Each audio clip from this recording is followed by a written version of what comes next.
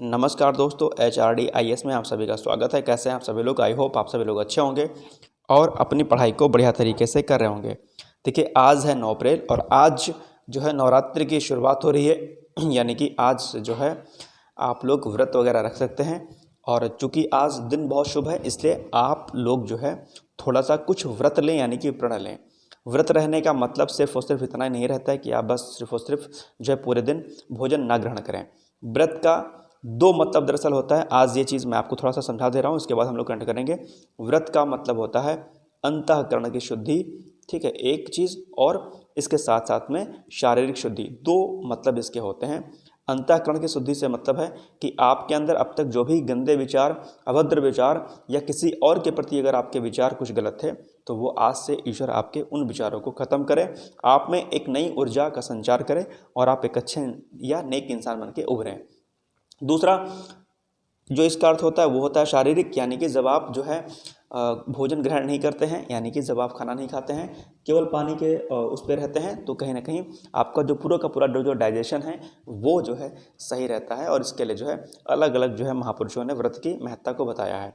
तो as a student हमें क्या करना है? आज हमें प्रण लेना है, हमें यह व्रत लेना है कि आज से जो है जो भी कमियां हमारे भीतर थी, यानी कि अगर हम मन लगा के नहीं पढ़ रहे थे तो पढ़ेंगे, अगर हम टाइम वेस्ट कर रहे थे तो नहीं करेंगे, अगर हमारा टारगेट फिक्स नहीं था तो हम अपने टारगेट को फिक्स करेंगे। ये आज हमारा नवरात्रि के उपलक्ष्य में प्रथम दिवस पर आज हमारा प्रण है कि हमें हर हाल में वर्ष 2024 में सफलता को 25 तक सफलता को अर्जित करना है। ये मेरा व्रत है आज, ये मेरा प्रण है। यानी कि जब अगले वर्ष इसी समय जब नवरात्र आए तो उस समय आप कोई बड़े ऑफिसर, पीसीएस के थ्रू आप एसडीएम हो, या फिर जो है आप यूपीएससी के थ्रू जो है किसी बड़े पद पर चयनित हों, या फिर अन्य आरओ एआरओ के थ्रू जो है आप सचिवालय में कार्यरत हों। तो ये आज आपको प्रण लेना है कि हमें अपनी अंतःकरण की शुद्धि के साथ, शारीरिक शुद्धि के साथ अपने आप को एक बेहतर और नेक इंसान बनाना है। इसी के साथ आपको दोबारा से नवरात्रि की बहुत सारी शुभकामनाएं। अब आते हैं हम लोग आज के करंट के टॉपिक पर। टॉपिक हमारा पहला है भारतीय नौसेना का हाफ मैराथन दौड़। ये चर्चा में क्यों है? कि अभी हाल ही में भारतीय नौसेना द्वारा 6 अक्टूबर 2024 को हाफ मैराथन दौड़ का आयोजन करने की घोषणा की गई है। ध्यान रखिएगा, कहाँ पर ये होगा? तो ये होगा नई दिल्ली में। इसका दरअसल उद्देश्य क्या है? तो उद्देश्य है नागरिक समाज के साथ में नौसेना के संबंधों को मजबूत करना। ध्यान रखिएगा, तो ये जो हाफ मैराथन का जो दौड़ होगी उसका ये उद्देश्य है, ठीक है, ध्यान रखिएगा। दूसरा अभी चर्चा में परिवर्तन चिंतन समारोह है। ये अभी हाल ही में आयोजित किया गया है 8 अप्रैल को, ठीक है, ध्यान रखिएगा। कहाँ पर? नई दिल्ली में। और सीडीएस जो आपके अनिल चौहान जी हैं उनके द्वारा इस सम्मेलन का जो है अध्यक्षता की गई। ध्यान रखिएगा, ठीक है। तो परिवर्तन चिंतन समारोह और ये त्रिसेवा सम्मेलन है, ध्यान रखिएगा। ओके, चलिए आगे बढ़ते हैं हम लोग। नेक्स्ट है turning 18 you are the one अभियान। अभी हाल ही में चर्चा में है। तो प्रश्न आपसे परीक्षा में सीधे पूछ लेगा कि हाल ही में चर्चा में रहा शब्द turning 18 you are the one अभियान निम्नलिखित में से किससे संबंधित है?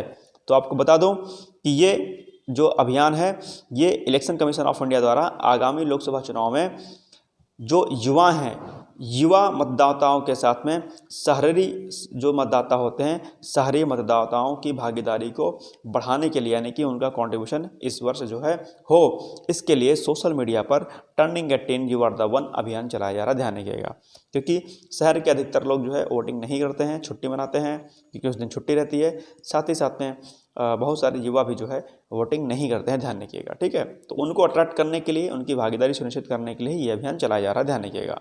नेक्स्ट है नाटो। आपकी परीक्षा के लिए बहुत ही इंपॉर्टेंट है। यूपीपीसीएस मुख्य परीक्षा या फिर किसी भी राज्य लोक सिविल सेवा या फिर यूपीएससी के लिए नाटो का संगठन जो है ये अपने आप में इंपॉर्टेंट है, ध्यान रखिएगा। चर्चा में क्यों है ये नाटो अभी हाल ही में? तो स्थापना किसने 75 वर्ष अभी अपने पूर्ण कर लिए हैं, इसलिए जो है चर्चा में है।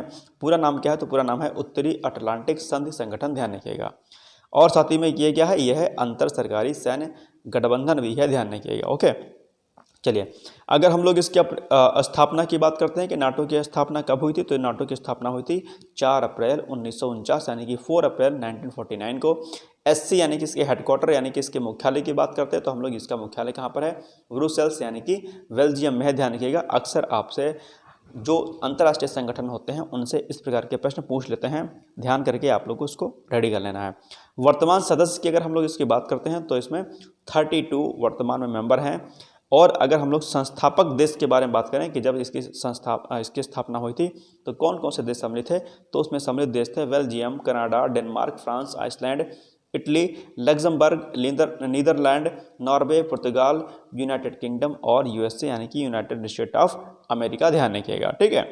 अगर हम लोग इसके उद्देश्य की बात करते हैं तो इसका उद्देश्य है वैश्विक शांति को स्थापित करना, ठीक है, ध्यान रखिएगा। और अब आज का प्रश्न है, आज आप लोग के लिए तो सिंपल सा है, जीएस का प्रश्न है, कई बार परीक्षा में पूछा है और बार बार ये प्रश्न पूछा जाता है। सिंपल सा प्रश्न है, मुझे उम्मीद है कि आप लोग कमेंट बॉक्स में जाकर कमेंट जरूर करेंगे, नहीं आता होगा तो इंटरनेट से सर्च करने के बाद इसको उत्तर देंगे। और एक बात मैं हर दिन दोहराता हूँ कि अगर आप कोई चीज़ इंटरनेट पर जो है सर्च करते हैं तो आपको एक चीज़ को सर्च करने के साथ में आपको कई अन्य चीज़ों का फायदा मिलता है, ठीक है। तो सांख्य दर्शन के प्रवर्तक कौन माने जाते हैं, वो माने जाते हैं कपिल, ए ऑप्शन है, या बी जैमिनी, या फिर सी चार्वाक, या फिर डी गौतम। चारों ऑप्शन में से कोई एक ऑप्शन चाहिए, आपको राइट आंसर का चुनाव करके कमेंट बॉक्स में जाकर कमेंट करना है, ध्यान रखिएगा। इसके अलावा एक सूचना आप लोग के लिए है कि अगर आप यूपीएससी की तैयारी करते हैं या अन्य किसी भी राज्य लोक सेवा आयोग की तैयारी करते हैं तो आपके लिए मुख्य परीक्षा में आंसर राइटिंग प्रोग्राम को ज्वाइन करना आपके लिए बहुत महत्वपूर्ण है, यानी कि आपको जो है लेखन शैली आपकी बहुत अच्छी होनी चाहिए। और इसके लिए HRD के माध्यम से मुख्य परीक्षा आंसर लेखन कार्यक्रम को लॉन्च कर दिया गया है। अगर आप उसे जुड़ना चाहते हैं तो कमेंट बॉक्स में दिए गए टेलीग्राम लिंक के माध्यम से जुड़ सकते हैं और प्रोग्राम को ज्वाइन कर सकते हैं, ठीक है। मिलते हैं कल, तब तक के लिए जय हिंद, जय भारत। आपको बहुत सारी शुभकामनाएं हैं। ईश्वर आज आपके भीतर वो प्रण और वो संकल्प या उस व्रत को लेने में मजबूती प्रदान करे और अपने अंतिम चयन को आप सुनिश्चित कर सकें। ऑल द बेस्ट है। Thank you so much. जय हिंद, जय भारत, बाय बाय।